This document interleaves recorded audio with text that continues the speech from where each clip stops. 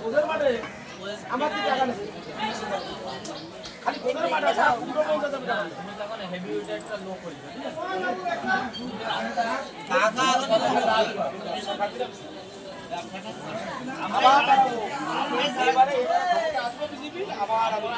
আমার এখনো জেলা রাজ্য সেখানের লোক সবাই আমি কাকা নিউট্রাল থাকবে ওই যে দাঁড়াতেই হবে উনি পারবেন এক টাকা করে চলতে কি বলতো আমি খাবো না আমি সবাই খাবো পারবেন চাকরি করো তো আমার